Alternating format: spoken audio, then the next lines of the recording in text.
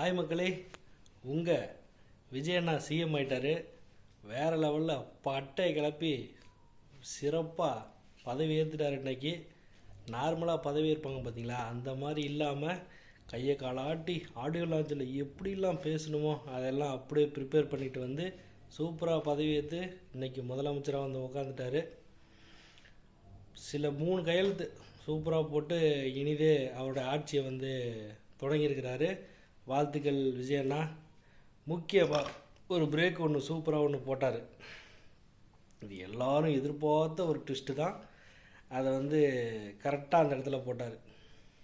என்ன அப்புறம் அந்த என்ன அண்ணன் தங்கை சீர், மாமன் சீர் இதெல்லாம் வந்து கொடுக்கணும் இல்லையா? அடுத்து ஏறுற பஸ்லலாம் ஃப்ரீ. அப்புறம் பொங்கல் வேறு வரப்போகுது, அதுக்கு வேறு அமௌண்ட்டு கொடுக்கணும். அப்புறம் வந்து பார்த்திங்கன்னா கொடுக்க வேண்டிய ஒரு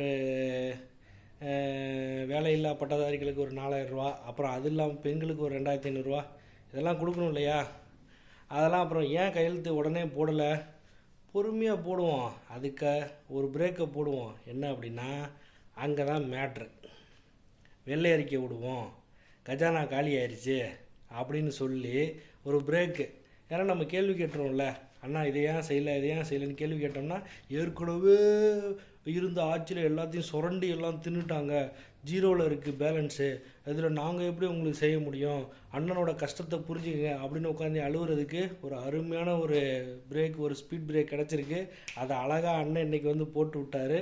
ஸோ இதோட நீட்சி தான் அடுத்தடுத்த அறிவிப்புகள் உங்களுக்கு எப்படி வருங்கிறது. ஓட்டு போட்டோம். அதனால் வந்து பார்த்திங்கன்னா சிறப்பாக அண்ணன் வந்து இப்போ தான் ஒரு வெள்ளை அறிக்கை விட்டுருவார். அதை நீங்கள் பார்த்து படித்து தெரிஞ்சுக்கலாம். அது என்ன வெள்ளை அறிக்கை அப்படிங்கிறத நீங்கள் அந்த அறிக்கையை பார்த்து வெள்ளையாக நிறையா இருக்கும், பார்த்து படித்து நீங்கள் வந்து மைண்டில் வச்சுங்க. நமக்கு 4000ங்கிறத அதில் எழுதியிருப்பாங்க, அந்த 2500 எழுதியிருப்பாங்க, அந்த மாதிரி நிறைய எழுதியிருப்பாங்க அந்த வெள்ளை அறிக்கையில். ஸோ அதில் வந்து பார்த்து படித்து அண்ணன் வந்து எப்படி அடுத்து சிறப்பாக ஆட்சி செய்ய போகிறாருங்கிறத பொறுத்திருந்து நம்ம பார்க்கலாம். வெள்ளை அறிக்கையும் படிப்போம்.